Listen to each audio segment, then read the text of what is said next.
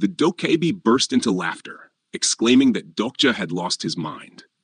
He said he should have known something was off the moment Dokja rejected every offer from the constellations.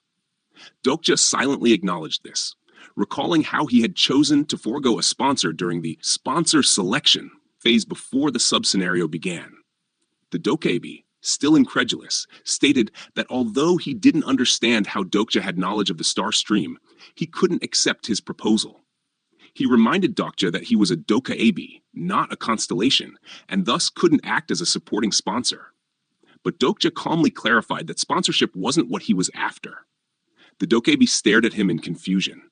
Dokja explained that what he truly wanted was the dokebi's channel. He proposed forming an exclusive contract, a stream contract to be specific. The dokebi was stunned at the idea and questioned if Dokja really meant to enter a stream contract, a type of agreement usually reserved for constellations and their incarnations. Dokja confirmed this and thought to himself about the nature of stream contracts. Typically, a dokebi hosted an incarnation of a constellation on its channel in exchange for a portion of the coins the incarnation earned. It was a profit-sharing relationship, though incarnations usually had no say in the matter, effectively being treated like slaves by their sponsors. The dokebi sneered, finding Dokja's proposal laughable. He said it was absurd for a mere human to speak of such contracts, especially one without a sponsor. But Dokja simply responded that this was precisely why the dokebi should accept the offer. When asked what he meant, Dokja explained that constellations subscribe to Starstream channels for two primary reasons: entertainment or the pursuit of promising incarnations to sponsor. A successful channel needed to cater to one or both of these desires. Growing irritated, the dokebi demanded he get to the point. Dokja pressed on, asking him to imagine a channel that could fulfill both roles, one that offered entertainment and showcased fascinating incarnations. He pointed out that most constellations left the channel once the sponsor selection phase ended. But what if an incarnation refused to take on a sponsor and still managed to outperform all others? The dokebi, now visibly shaken, asked if that was the reason Dokja rejected all the constellation offers. Dokja confirmed it. He guessed that, at this very moment, constellations were clamoring for the channel to reopen, desperate to find out who had dared defy the regressor. When the dokebi, in a panic, began opening a system window, Dokja challenged him again.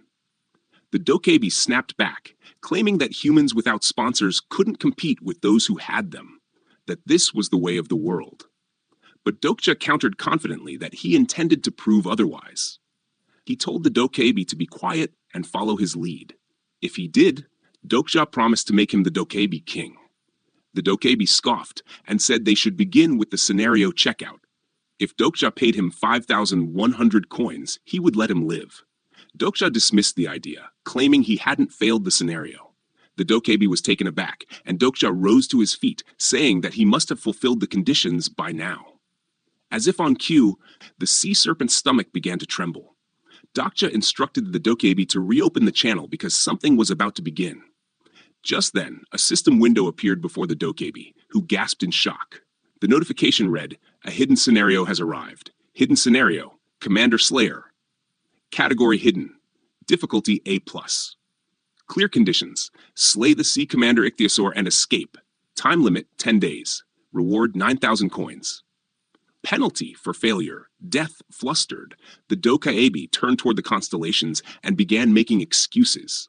He insisted the stream had been shut down due to a server error and denied any special treatment. He pleaded with them, claiming that any intentional interference would lead to his extermination. Meanwhile, Dokja studied a new system window listing purchasable items and muttered to himself that there should be a search function. He glanced at the dokebi, still attempting damage control with the constellations, and thought to himself that he had succeeded in forcing Bihyung to open the dokebi shop. Since it could only be accessed while the channel was open, the timing had worked perfectly. As the dokebi continued his frantic explanations, Dokja shouted for assistance. The dokebi snapped back irritably, pointing out that the search button was in the bottom right corner. Dokja thanked him curtly and began his search. As he explored the items, Dokja internally commented on the dokebi's greed, remarking how little they differed from humans. He whispered to himself that he only needed to search for two things. Out loud, he said, "Search item, ancient dragon." The dokebi reacted with shock, demanding to know how Dokja knew about that. Dokja brushed it off with a casual lie, saying he simply made up a cool-sounding name, like in a game. A system window appeared. Name, the heart of the ancient dragon. Grade, SS. Description, a heart imbued with the mana of the ancient dragon, Ignitus. It possesses near-infinite mana. A successful transplant will grant the user the Hellfire affix. Price, 1,500,000 coins. Stock. Just sold out. Dokja thought grimly to himself that, according to TWSA, the person who bought it was in Italy and had a wealthy sponsor. Moments like this made him regret not accepting a supporting constellation. He continued his search, saying aloud, "Search, Archdemon's Eyeball. Search, White Star Weapon Aura." The dokebi was stunned again, questioning how a human could know so much. When the dokebi saw what Dokja bought, 4 bags of mucus and 4 thorns, he asked in confusion what use such trivial items could serve. Dokja simply responded that it wasn't for him to know. A system window displayed. Item, Stonehog's Sharp Thorn, stock 17, price 100 coins. Hammer Seahorse's Mucus, 124. You have spent 800 coins. The dokebi reminded Dokja that there were no refunds. Dokja, tying his jacket around his waist, confirmed he was aware. Another system message appeared. The constellation, the secretive plotter, is curious about your plan. The constellation, the abyssal black flame dragon, is displeased with your every move. Closing the system windows, Dokja muttered that no one was forcing them to watch. The dokebi, visibly annoyed, closed the channel again and reminded Dokja that he still hadn't agreed to the stream contract. Dokja nodded, saying they had agreed to finalize the contract only after he successfully cleared the scenario. The dokebi grumbled that he couldn't watch Dokja the entire time and prepared to leave. Dokja, slinging a thorn over his shoulder, replied calmly that he should go then. With a snap of his fingers, the dokebi opened a new system window. BI 763 has been opened.